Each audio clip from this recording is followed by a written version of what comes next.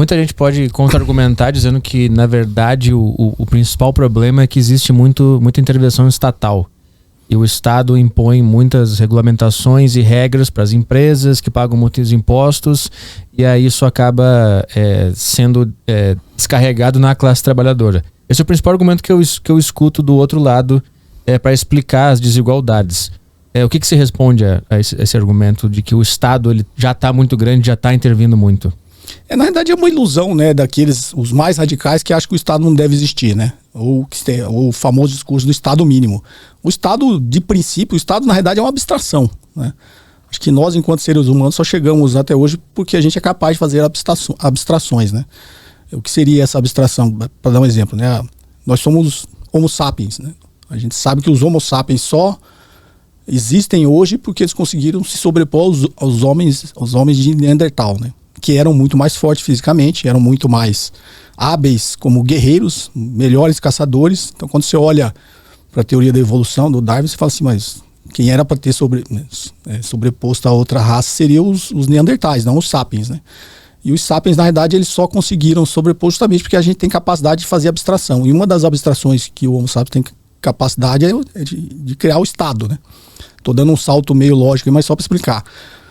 Os homens de Neandertais, assim como são os primatas hoje, os macacos, eles não conseguem formar comunidades maiores do que 150 pessoas, né? 150 indivíduos lá na época. Porque em algum momento o líder vai ser questionado, né? Enquanto ele tem uma linhagem de parentesco, ele tem uma certa ascensão à liderança, mas quando a comunidade começa a ultrapassar esse número que os cientistas calculam que eram em torno de 150 indivíduos, você já vai ter indivíduos nessa comunidade que não tem nenhum tipo de ligação com o líder, ele começa a questionar essa liderança. Então os Neandertais nunca conseguiam fazer comunidades maiores que isso, eles sempre se fragmentavam, entravam em batalhas e se fragmentavam. Então eles eram sempre comunidades isoladas de no máximo 150 indivíduos. E o Homo sapiens não, ele conseguiu formar comunidades maiores justamente porque ele tinha a capacidade de acreditar em coisas abstratas, né? E uma das coisas abstratas, e ao longo da história já evoluindo um pouco, que o Homo sapiens conseguiu criar foi o dinheiro e o Estado, né? O que era a abstração do Estado? Era um contrato social, e aí já dando um salto pro Thomas Hobbes, né?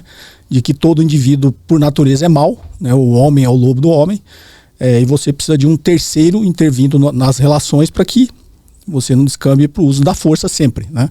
Então o Estado na realidade foi criado por nós humanos justamente para regular essa relação, esse contrato social, de que se você é mais forte que eu, você não vai em algum momento querer tomar a minha terra, tomar a minha fazenda, me matar, que era o que acontecia antes da existência do Estado.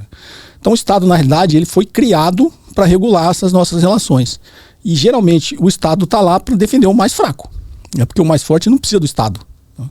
O que acontece hoje é que o Estado foi criado, só que ele é dominado pelos mais fortes, né? Quem domina o Estado é o poder econômico. O poder econômico se traduz em poder político. Então, o Estado em qualquer país, tirando algumas experiências que existem, o Estado está a serviço sempre do mais forte, né? Na verdade, ele tem que estar a serviço do mais fraco. O Estado precisa existir, cobrar impostos para regular essas relações e tentar tirar um pouquinho dessa desigualdade, né? Então, o Estado precisa... Se a gente pegar hoje, o Estado ele existe para quê? Para criar oportunidades para aqueles que não conseguiram ter acesso à oportunidade, que é a famosa meritocracia, né? Então o Estado está aqui para ter saúde gratuita para aqueles que não podem pagar, né? Ter educação gratuita para aqueles que não podem pagar. Então o Estado ele serve justamente para isso, só que o Estado ele foi capturado pelo poder econômico, né? E voltando na sua pergunta, quando a gente fala sobre tributação, os mais pobres pagam mais tributos justamente porque a classe dominante criou esse sistema e faz com que isso perdure. Então, sempre que você vê e está agora essa discussão sobre isenção de imposto de renda até 5 mil, né, e depois um desconto até 7 mil, e você começar a tributar quem ganha mais de 1.200.000 por ano, né, até um teto de 10, que é uma proposta bastante lógica, mas você vê que quem tem dinheiro é contra isso aí. Então, isso é um exemplo claro de que o poder econômico ele tem como discurso para as classes mais baixas justamente isso, né? O Estado prejudica o mais pobre porque cobra imposto, mas só cobra imposto dos mais pobres de forma regressiva porque o poder econômico dominou o Estado, né? E ele não deixa com que esse modelo seja alterado. O que está acontecendo nos Estados Unidos agora é a mesma coisa, né? A teoria lá do Donald Trump com as tarifas, ele num segundo passo, né, com essa arrecadação que ele acha que vai dar certo, que não vai dar certo, mas se desse certo, era num segundo passo ele começar a isentar imposto das grandes corporações, né? Então, quando você vê, o sistema vai ficar mais regressivo ainda, porque é o famoso, uma teoria que eles chamam de trickle-down economics, né, que é a teoria do gotejamento, que é se você isentar imposto das classes mais altas, dos mais ricos e das grandes corporações, essa isenção de imposto vai fazer com que essas empresas cresçam e isso vai gotejar para baixo, né? Isso vai acabar sendo distribuído para os mais pobres. Essa é a grande teoria que já foi comprovada que não deu certo em lugar nenhum desde que eles criaram isso. Toda isenção de tributo que você dá para as classes mais altas, ela se transforma em acumulação ainda mais de riqueza. Ela não é distribuída, né? Ela não é gerada para criar mais riqueza e ser distribuída para as classes mais baixas. Então, todo discurso que é contra o Estado, na realidade, tem esse pano de fundo. Ele é contra o Estado porque, para convencer, né, a maioria da população, para nos convencer, eles falam que é porque o Estado prejudica os mais pobres, que os mais pobres que pagam mais imposto, que os mais pobres não conseguem ascender porque vai abrir um pequeno negócio, ele tem que pagar imposto. É toda uma retórica que, na realidade, é usada para proteger os interesses das classes mais altas, das elites dominantes. Você disse que o poder econômico tomou o Estado para si, né? Como que aconteceu esse processo? É o que a gente chama na nossa democracia burguesa, né? É a democracia liberal. Então, nós somos o exemplo disso, né? Que você, para ser eleito, você tem que ter dinheiro, né?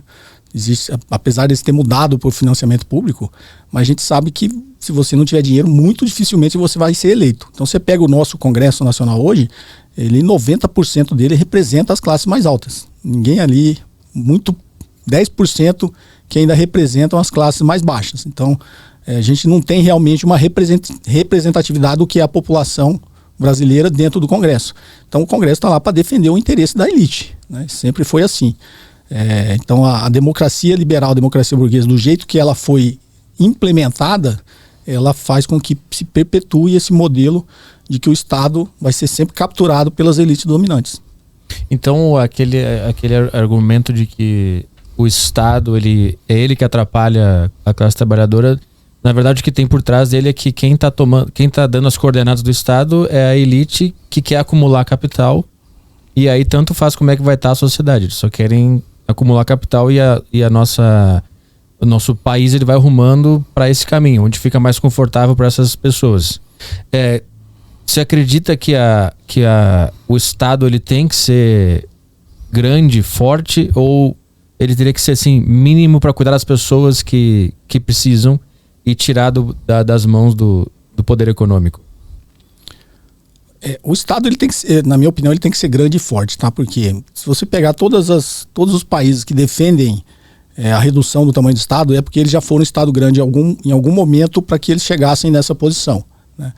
Então, a mesma coisa, pegar um exemplo, você vai numa competição lá do UFC e é tudo liberado, aí você toma anabolizante, toma monobomba, fica gigante, fica forte, aí chega na hora dos outros chegar para lutar com você, você fala assim, não, agora é proibido tomar anabolizante, é proibido tomar qualquer coisa. Por quê? Porque você já está forte, que é o livro do coreano lá, que chama Chutando a Escada, né? A Inglaterra fez isso, os Estados Unidos fez isso, todos os grandes economias do mundo fizeram isso, criaram um Estado grande, levantaram barreiras tarifárias, se protegeram até eles ficarem fortes, né? Aí quando eles têm tecnologia, têm indústria, estão extremamente fortes para dominar o mundo, aí ele começa a pregar que os outros não podem fazer isso. Obviamente eles não falam dessa forma, né? A revolução neoliberal foi isso. Depois que os Estados Unidos estavam extremamente fortes, com a economia dominante, né, suas indústrias, em tecnologia, em qualquer tipo de incompetitividade, em ganhos de escala, aí ele começou a pregar que livre iniciativa, privatização, redução do tamanho do Estado, né, que os Estados tinham que reduzir o tamanho. Por quê? Porque ele não queria que os outros fizessem exatamente o que ele fez. E tudo isso que a gente está vendo atualmente é justamente esse o problema, né, que a China não levou isso a sério e fez exatamente o que os Estados Unidos fez, que era ter um Estado forte, protegendo o seu mercado, protegendo suas empresas, desenvolvendo, investindo, usando o poder de Estado para isso, para que ela crescesse, tivesse uma ascensão econômica. Então, a China fez isso e hoje está em paridade, do poder de compra é maior do que os Estados Unidos até economicamente. E os países que não fizeram isso, que na realidade que seguiram essa cartilha, né, que é o famoso consenso de Washington, que fomos nós, inclusive o Brasil, se deram mal, né? A gente se desindustrializou, reduziu o tamanho do Estado, privatizou as nossas empresas abriu o nosso mercado para o mundo, né? E a gente está na situação que está hoje. Então, a gente tinha grandes indústrias no Brasil, né? O Brasil, se pegar na década de 80, ele era... a produção industrial do Brasil era igual a da China e da Coreia do Sul juntas, né? E hoje a gente vê a situação que está a China e a Coreia do Sul, a situação que está no Brasil. A gente fez exatamente o que os Estados Unidos queriam, o que os Estados Unidos pregou, a gente fez. A gente abriu o nosso mercado, né? Na época do Collor, a gente abriu o nosso mercado. O que aconteceu? Nós matamos as nossas indústrias, né? A gente tinha grandes indústrias no Brasil, que inclusive os chineses tinham vindo para o Brasil estudar, né? O nosso projeto industrial, para que eles pudessem utilizar lá na China. O Deng Xiaoping, na época, veio ao Brasil, né? Porque ele achava o projeto brasileiro interessante para ele implementar na China. Só que quando a gente seguiu o consenso de Washington, a gente fez exatamente o que os Estados Unidos queriam que a gente fizesse, né? Então a gente não tem uma indústria automobilística, a gente tinha a Gurgel, o Brasil poderia ter protegido a sua indústria aqui. A gente tinha, na área de defesa, a gente tinha a Engesa, os tanques de ataque de guerra mais avançados na época eram brasileiros, eram mais avançados até que os americanos, né? Tinha o Osório, o Urutu, o Cascavel. Para quem conhece tecnologia de defesa sabe falar melhor do que eu, mas está nos livros. Se você fizer uma pesquisa, você vai ver que eles tinham essa tecnologia de defesa, pelo menos nesses equipamentos mais avançados. A gente tinha aqui no Brasil a SLC Agrícola, não sei se você lembra, que produzia implementos agrícolas como colheitadeiras e tratores. A gente tinha a Marfesa, a gente tinha a Vilares, né? Aquilo que a gente protegeu, que o Estado resolveu proteger, a gente ficou forte. Infelizmente, muito pouco, né? A Embraer é um exemplo disso. Era estatal, o Estado brasileiro protegeu enquanto ela se desenvolvia, enquanto ela aprendia, enquanto ela fazia maciços investimentos em pesquisa e desenvolvimento, né? E a gente está aí na fronteira tecnológica, pelo menos na aviação.